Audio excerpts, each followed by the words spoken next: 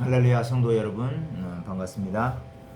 오늘은 지난번에 했던 하나님 나라, 하나님이 왕으로서 하는 역할 세 가지 중에 그 구속주로서의 역할 두 번째 시간을 갖도록 하겠습니다. 하나님이 우리의 구속주가 되어주셨다, 예수님이 우리의 구속주가 되어주셨다는 것은 성경의 중심 사상이에요. 그래서 우리 예수님을 믿는 사람들이 성경 하면 성경의 주제가 뭡니까 하면 구원이라고 대답하는 사람들이 대단히 많죠. 예, 맞는 얘기예요. 구원, 그리고 구속자, 구원자 예수 그리스도. 그래서 하나님께서 왕으로서, 이스라엘의 왕으로서 이스라엘을 이집트 땅에서 구원해 주셨다. 이것이 바로 그 엑소더스 출애굽의 바로 그 성경의 구원의 구속의 모델이라고 그랬죠. 지난주에는 다루지 않았던 오늘 이미 다른 제가 이미 올려드린 그 비디오에도 강의에도 이미 있지만 고엘 사상, 구속주 사상을 성경적인 그 성경의 경제적 관점에서 좀 말씀을 드리도록 하겠습니다. 자세하게 공부하고 싶은 분은 성경의 경제사상, 제 비디오에 성경의 경제사상, 안식년과 희년 그리고 고엘 이런 비디오들이 좀 몇 가지 있습니다. 그걸 보시면 더 자세하게 말하고, 오늘은 이것을 좀 뭉뚱그려서 이렇게 말씀을 드리도록 하겠습니다. 우리가 성경에서 구속자, 구원주 하면 생각하는 게 보통 영적인 것으로만 이렇게 생각을 하는데, 실질적으로 하나님께서 이스라엘 백성들에게 구속자가 되어주셨다라고 했을 때 이 구속이라는 것은 영적인 것뿐만 아니라 실질적인 삶을 말하는 거예요. 실질적인 거, 그러니까 경제적인 것들을 말하는 겁니다. 보세요. 하나님께서 이스라엘을 애굽에서 구원해 주셨다. 영적으로 구원해 주셨다는 의미가 아니라 1차적으로 거기에서는 이집트 땅에서 빼내 주셨다는 거죠. 그러니까 종노릇 하던 그 나라에서 빼내 주셔서 자유로운 시민으로서 하나님을 자유롭게 섬길 수 있도록 하나님과 언약 관계를 맺고 하나님 나라의 백성으로서 하나님을 섬길 수 있도록 해주셨다는 거예요. 실질적으로 해주셨다는 거죠. 그래서 언약 여기에서 끝나지 아니하고 이 언약 백성으로서 시내산에서 언약을 맺고 언약의 백성으로서 살아가도록 가나안 땅에 들어가서 가나안 땅을 차지하고, 그 가나안 땅에 차지된 가나안 땅에 있는 그 성읍들과 그 집들을 실질적으로 이스라엘 백성들에게 주셨다는 말씀이죠. 그러니까 구원이라는 말은 어떤 보이지 않는 형이상학적인 관념적인 것이 아니고 실질적이고 실질적인 경제적인, 그래서 삶의 가장 필요한 절실한 것들을 채워주는, 마련해주고 공급해주는 그러한 존재라는 말입니다. 우리가 한번 성경을 한번 볼까요?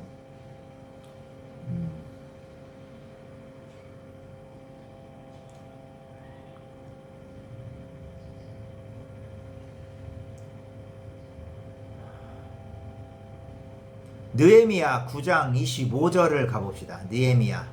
하나님께서 어떻게 이스라엘에게 구체적인 구속주가 되어주셨는가? 느헤미야 9장 25절을 가면 이렇게 나옵니다. 표준세 번역. 자손은 요새화된 성체들과 기름진 땅을 차지하였습니다. 온갖 좋은 것으로 가득 찬 집과 이미 파놓은 우물과 포도원과 올리브밭과 과일이 흐드러지게 열리는 나무를 차지하였습니다. 그들은 먹고 만족하게 생각했으며 살이 쪘습니다. 주께서 주신 그 큰 복을 한껏 누렸습니다. 우리가 이스라엘 백성들이 가나안 땅에 들어가서 정복전쟁을 통해서 그 땅을 차지했다는 것은 굉장히 익숙하게 아는 바죠. 그러면 그 땅만 차지했느냐? 땅을 차지할 때 부수적으로 함께 따라오는 그 땅의 성읍들과 가옥들, 집들, 좋은 집들, 그 집안에 뭐 심지어 모든 좋은 가구들까지 다 비치되어 있는 그런 집들이라는 거죠. 이런 것들을 공짜로 얻을 수 있도록 해주셨다. 하나님께서 이스라엘 백성들에게 실질적인 것을 다 채워주셨다는 거죠. 이게 바로 구속이라는 겁니다.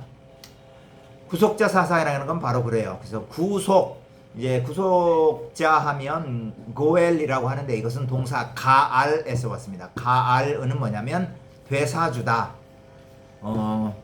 옛날 성경에는 이렇게 나와 있어요. 기업 무르기를 해주다. 기업을 물러주는 거예요. 그러니까 무슨 말이냐면 제가 이제 전주에서 태어났는데 우리 어렸을 때 이거 물러줘. 다시 원래 상태로 해줘. 이런 말이죠. 그러니까 기업을 부린다는 것은 이 성경에서 기업이라는 것은 땅이나 집을 말하는 겁니다. 이것이 팔렸어요. 그러면 원래대로 원상복귀하는 거 물러주는 거죠. 물어주는 거. 그걸 기업 무르다 이렇게 표현하고 있는 거예요. 영어로 하면 buy back 이렇게 하는 거죠. 원래대로 돌아오도록 해주는 거. 이게 바로 구속이라는 겁니다. 원래 주인에게 다시 돌려주는 것. 그러려면 누군가가 이 팔렸던 집이나 땅을 그거에 대한 정당한 대가를 지불하고 다시 되사주는, 물러주는 사람이 있어야 됩니다. 그 사람이 바로 리디머, 구속자라는 거죠.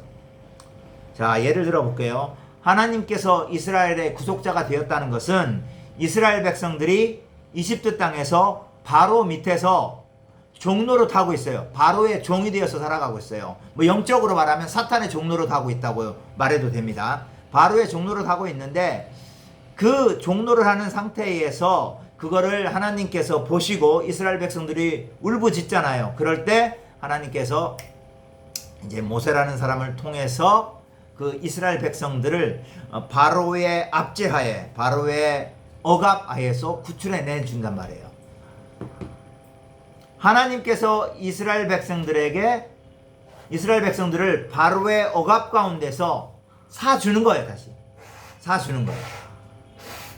그래서 이 백성들이 더 이상 노예 상태, slavery를 하지 않고, 노예 상태에 있는 게 아니라 이제 free citizen, 자유 시민이 되어서 하나님의 백성이 되도록 하는 거죠. 그 백성이 되는데, 그 백성이 되려면 땅과 집이 필요하단 말이에요. 안전한 삶의 근거가 있어야 되잖아요. 선교사님들도 선교지로 나가면 그러잖아요. 제일 먼저 구하는 게 뭡니까? 집부터 구해야 되죠.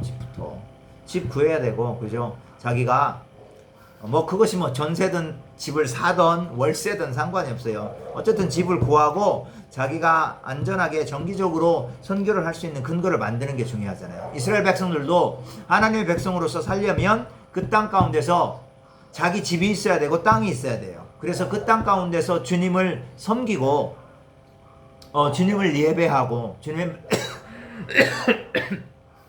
주님의 말씀대로 살아가야 된다는 거죠. 그러기 위해서 가장 중요한 땅과 집이 있는 게 중요해요. 그것을 여호와 하나님께서 마련해 주셨다 이거죠. 하나님께서 만약에 이스라엘 백성들을 애굽 땅에서 구출해내지 않았다면 이런 일들은 없었을 거예요. 가나안 땅, 기업 없죠. 그러나 하나님께서 이스라엘 백성들을 불쌍히 여겨주셔서 그들을 구속해 주셨어요. 구해내 주시고 고엘 역할을 해주시는 거죠. 값을 많이 바로한테 지불하고 그 노예된 백성들을 끄집어내서 자유로운 사람들이 될 수 있도록 하는 거예요. 이게 바로 구원의 모델이고 구속의 모델이고 그래서 하나님께서는 지속적으로 구약 시대에 하나님의 별명, 하나님이라는 이름이 등장할 때 같이 나오는 많은 표현이 뭐냐면 구원자라기보다는 구속주 이렇게 표현을 하고 있습니다. 구속주, 그러니까 리디머죠. 우리가 구원자라고 할 때 신약성경에서 세이비어라는 표현을 많이 쓰죠. 그럴 때 우리들이 보통 생각하는 것은 일반적으로는 영적인 의미이지만 실질적으로 구약에서 하나님이 이스라엘 백성들의 리디머, 구속자가 되어주셨다라고 했을 때는 바로 경제적인 개념이 어떻게 보면 우선적인 거라고 볼 수 있어요. 경제적인 개념, 그리고 물론 영적인 개념 둘 다를 포함하고 있는 겁니다. 두 가지 다가 필요합니다. 신약에서도 이 사상을 보여주고 있어요. 그게 뭐냐면 예수님께서 제자들에게 가르쳐 주신 주기도문에 나타나는데, 우리가 우리에게 잘못한 사람을 용서해 준 것 같이 우리가 우리에게 잘못한 사람을 용서하여 준 것 같이 우리의 죄를 용서해 주옵시고, 이게 원래의 의미는, 원래 헬라어는 우리가 우리에게 빚진 자의 빚을 탕감해 준 것처럼 우리의 빚을 좀 탕감해 주십시오, 이런 의미입니다. 그러니까 하나님께서 이스라엘 백성들에게 구속주가 되셔 주셨죠. 예수님께서 많은 사람들에게 구속주가 되어 주셨어요. 그러므로 우리도 다른 사람에게 구속주가 되어주는 것이 필요하다는 거죠. 빚을 탕감해 주는 것. 굉장히 중요한 의미가 있습니다. 더 이상 가난해서 더 이상 자기에게 꾸어간 돈, 곡식 이런 거 갚을 능력이 없는 사람들에게 구약에서는 안식년 제도를 통해서, 신명기 15장에는 그 안식년, 7년마다 있는 안식년을 면제년이라고 했어요. 면제년. 빚을 면제해 주는 해. The year of canceling debts. 빚을 면제해 줘요. 예를 들어서 지난 6년 동안 이 사람이 나에게서 3천만 원을 꾸어갔다, 5천만 원을 꾸어갔다. 안식년에 싹 면제해 주어버리는 거죠. 안식년이 끝나고 나면 다시 갚아야 될 의무가 생기는 게 아니라 안식년과 동시에 빚을 면제해 줘야 되는 거예요. 엄청나게 놀라운 법이죠. 엄청나게 놀라운 고엘 법입니다. 안식년법. 이 법을 지키도록 하나님께서 언약법으로 이스라엘과 언약을 맺어주시고 언약의 법으로 내려주셨어요. 이스라엘 백성들이 이 안식년 법을 지킴으로 다른 법도 함께 다 지키는 거죠. 자기들에게 돈을 꾸어간 사람, 곡식을 꾸어간 사람을 안식년에는 빚을 다 면제해주고 청산해주는 거죠. 빚 안 갚아도 됩니다. 갚지 마세요. 그리고 자기한테 팔려온 종들도 다 해방시켜주는 거예요. 놀라운 거죠. 그게 신명기 15장에 나타나 있단 말이에요. 이스라엘 백성들이 이 면제년, 안식년을 지키는 거, 그러니까 종들을 해방시켜주고 빚을 면제해 줌으로 말미암아 자기들의 구속주 하나님의 다스림을 받는 거예요. 그게 바로 이스라엘 백성들이 하나님의 통치를 받아들이는 방식이라는 거예요. 오늘날 자본주의에 사는 우리들에게는 굉장히 특이하고 참 쉽지 않을 것 같은 건데, 실질적으로 사실은 교회에서 많이 지키고 있는 부분이기도 해요. 예를 들어서 선교사를 후원한다든가 어떤 가난한 사람을 돕는다든가 이런 것들은 사실은 다 안식년적인 의미, 희년의 의미를 확대 적용한 거예요. 이 모델이 바로 예루살렘 교회죠. 예루살렘 교회. 예루살렘 교회에서 이루어진 거죠. 예루살렘 교회가 그 원조를 받은 거죠. 그리고 예루살렘 교회에 있는 부자들이 자기들의 집과 땅을 팔아가지고, 그러니까 자기들의 집이라는 건 원래 자기 가문에게 있던 집이 아니라 축적을 해가지고 안식년이나 희년을 지키지 않아서 축적이 된 재산들을 팔아가지고 사도들 앞에 놓고, 그죠? 그 사도들은 가난한 사람들에게, 예루살렘 교회 내에 있는 가난한 사람들에게 이것을 나눠줬다는 거예요. 이게 바로 안식년이 성취됐다는 거죠. 누가는 바로 그런 관점에서 사도행전을 쓰고 있는 거예요. 그래서 예수님이 이 땅에 오신 것도 바로 안식년, 희년을 성취하러 오셨다라고 말씀하고 있어요. 누가복음의 굉장히 독특한 사상이에요. 그래서 우리가 이 자본주의를 살아가는 이 시대에, 21세기에도 이런 것들을 지속적으로 행하는 것이 바로 하나님 나라를 이루는 거고, 예수 그리스도의 구속주 되심을 오늘날 우리가 받아들이는 자세라는 거죠. 그래서 하나님께서는 그 이스라엘 백성들이 가난한 것을 원하지 않아요. 어떤 사람은 부자고 어떤 사람은 가난하고 그걸 원하지 않아요. 공평하게 잘 다 부유하게 사는 걸 원한단 말이에요. 그래서 예를 들어서요, 7년째 안식년째에 종됐던 사람 종을 다시 풀어주고, 그 다음에 빚을 다시 다 면제해주면 다시 갱생할 수 있는, 회복할 수 있는 능력이 좀 생기겠죠. 그리고 50년째 이제 안식년이 7번 되면 이제 엄청나게 큰 확대 버전이에요. 희년이에요. 안식년의 확대 버전이 바로 희년인데, 이 희년에는 종된 자신도 해방될 뿐만 아니라 자기들의 자녀들도 종된 사람들의 자녀도 또 종이잖아요. 이 종들까지도 다 해방을 받고요. 뺏겼던이라기보다는 팔렸던 집과 땅이 원래 자기에게 다 돌아옵니다. 놀라운 법이죠. 그리고 안식년이 되기 이전에도 누군가 가까운 친척이 부자가 있어가지고 자기의 뺏겼던 땅과 집을 다시 사서 자기한테 주는 거예요. 그러니까 그 삼촌이나 이모가 가져가는 게 아니라 가난한 나에게, 자신에게, 원래 주인에게 준다면 이것이 바로 고엘이 하는 역할이란 말이에요. 가난한 사람들에게 다시 회복할 수 있는 기회를 주는 것들. 그래서 공평하게 잘 살 수 있는, 어떻게 보면 균등하게 잘 살 수 있는, 완전히 똑같이 잘 살고 그런 100%의 그런 의미는 아니겠지만 균등하게 기회가 제공이 되고 비교적 공정하게 부가 이루어지는, 부가 분배되는 그런 사회, 그런 것들을 만들도록 하나님께서 이런 안식년법과 희년법을 주셨던 거죠. 고엘법. 그래서 고엘을 우리는 적극적으로 실천을 해야 됩니다. 왜냐하면 예수님께서 우리들에게 그걸 요구하고 있고, 우리들이 예수님을 따른다는 것은 바로 여러 가지 의미 중에 바로 예수님이 고엘이 되셨던 걸, 우리 가난한 사람들에게, 특별히 이제 사실은 선교사님들 가난한 선교지에 오면 사실 그런 역할을 해야 될 게 너무나도 많죠.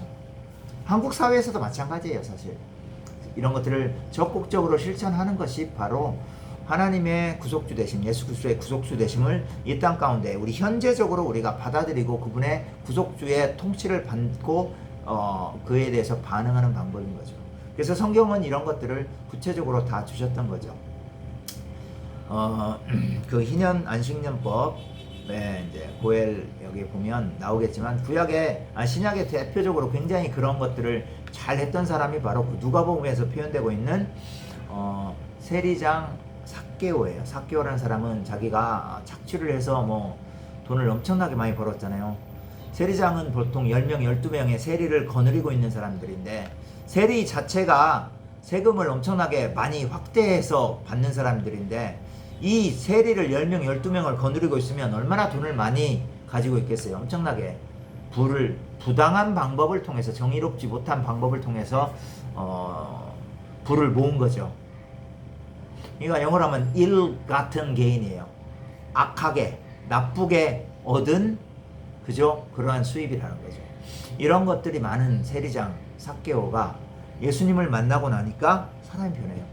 예수님을 만나고 나니까 이제 자기가 이렇게 착취를 통해서 벌은 돈, 이 방법 자체가 너무나도 죄악스럽다, 죄라는 것을 깨닫게 된 거죠. 그렇기 때문에 자기가 철저하게 회개한 거고, 이제 안식년법을 지키기 위해서 자기가 누구에게 토색한 것이 있으면, 착취한 것이 있으면 주님, 제가 4배를 받겠습니다. 지금 누구한테 얘기하는 겁니까? 세리장이 바로 지금 누가복음 얘기예요. 안식년을 희년을 성취하러 오신 희년의 성취자이신 예수님께 그 말씀을 드리고 있는 거예요. 세리장 삭개오는 안식년 희년을 성취하러 오신 예수님의 제자가 되기 위해서, 어떻게 보면 제자가 되기 위해서, 그리고 그분의 구속주의 다스림을 받는 반응으로서 자기가 그렇게 다시 4배를 돌려드리겠습니다. 완전히 회개한 거죠. 완전히 회개하고 재산을 다 청산하고, 아마가 아니라 실제적으로 부당하게 얻은 이익들이 다 대부분이니까. 세리들은요, 그 로마 시대 때 그 유대인들 사이에서는요, 개처럼 여기는 사람이, 이방인처럼 취급했어요. 하도 나쁜 짓을 많이 하니까, 다 너무나 돈을 착취를 많이 하니까. 그런 삭개오가 예수님 만나고 변해요. 실질적으로 주님 제가 믿습니다 하고서 돈을 하나도 안 내놓는 게 아니라 돈을 다 내놔요. 그래서 어떤 학자들은 이렇게 얘기해요. 세리장 삭개오가 예수님을 믿고 이제 희년을 성취하기 위해서 이제 자신의 돈을 다 나눠주고 오히려 자기는 가난하게 살았다. 아마 그랬을 확률이 높은 것 같아요. 그래서 누가복음에서는 굉장히 탁월한 제자로서 세리장 삭개오의 모습을 보여주고 있는 겁니다. 굉장히 훌륭한 제자상인 거죠. 제자의 이미지를 보여주는 거예요. 오늘날 현대 자본주의에 살아가는 그 고도로 자본주의화된 미국, 일본, 우리나라, 대만 이런 유럽에 있는 크리스찬들이 들어야 할 메시지입니다. 이게 바로 구속인 거고 예수님께서 이것을 위해서 오셨다라는 거죠. 그러니까 단순히 영적인 것뿐만 아니라 경제적으로도. 왜냐하면 하나님께서 우리를 물질적인 존재, 육적인 존재로 만들어 주셨잖아요. 천사처럼 몸을 안 만들어 주시고 영만 이렇게 있는 이런 존재로 만들어 준 게 아니라 먹어야 돼요. 물질을 사용해야 돼요. 우리 몸 자체가 물질이에요. 물질, 육체. 그렇기 때문에 이런 삶을 할 수 있도록 처음부터 끝까지 해주신 분이 바로 구속주, 리디머 하나님이라는 겁니다. 그렇기 때문에 우리 예수님을 믿는 사람들은 바로 구속주 예수 그리스도를 받아들이고 내 삶 가운데서 우리도 나 자신도 예수님께서 하셨던 그 리디머, 구속주의 역할을 감당하는 거예요. 또 다른 가난한 사람들, 내가 도와야 될 사람들을 실질적인 도움을 주는 거죠. 이것이 바로 고엘로서의 역할인 겁니다. 그러니까 하나님 나라의 그 예수 그리스도 하나님의 구속주로서의 역할은 우리의 삶 가운데서 우리가 또 다른 사람의 고엘, 구속자로서의 역할을 하지 않으면 우리는 하나님의 예수 그리스도의 구속주 되심을 받아들이지 않고 있다는 겁니다. 이건 반드시 실천해야 되고 이것이 실천될 때 하나님의 나라가 우리를 통해서 이루어지는 것입니다. 이 말씀에 대해서 여러분들 꼭 레위기 25장 희년에 대해서 꼭 잘 읽어보시고 그리고 민수기 15장 면제년에 대해서 쭉 이렇게 1절부터 한 20 몇 절까지 쭉 자세하게 나와 있어요. 그리고 신약에서는 특별히 누가복음과 사도행전을 잘 읽어보셔야 돼요. 누가복음 4장 17절 18절에 예수 그리스도께서 은혜의 해를 성취하러 오셨다. 은혜의 해라는 것은 바로 희년의 다른 별명이라고 그랬죠. 희년을 성취하러 오신 예수님. 그리고 사도행전에서 그리고 그 삭개오 세리장 삭개오의 이야기. 그리고 사도행전에서는 예루살렘 교회에서 그 부가 이렇게 가난한 사람들에게 전가되고 이렇게 나누어지는 모습들. 그리고 바울이 그 그리스 지역 오늘날 그리스 북쪽을 마케도니아라고 하고 남쪽 지역을 아가야라고 하는데 그 2차 전도여행을 통해서 아가야와 마게도니아에 전도하러 갔을 때도 계속 지속적으로 예루살렘에 대한 예루살렘 교회의 궁핍함과 가난함에 대해서 얘기를 해요. 그러니까 전혀 알지도 못하는 사람들인데 예수 그리스도의 구원을 받은 자이기 때문에 하나의 동질성을 느끼는 거죠. 그렇기 때문에 바울이 전한 그 복음을 듣고서 자기들이 그 부조를 하는 거예요. 도와주는 거예요. 왜? 그리스도 안에서 하나라는 것을 믿었기 때문에. 이게 바로 희년 사상의 구체적인 실천인 겁니다. 이런 것들을 잘 읽어보시면서 여러분들 자신의 삶 가운데서도 이 희년 사상 그리고 특별히 고엘 사상 나도 다른 사람의 구속자가 되어줘야 된다는 것을 인식하고 실천하여서 하나님의 통치가 여러분들의 삶 가운데서 온전히 이루어지는 역사가 있기를 바랍니다. 아멘.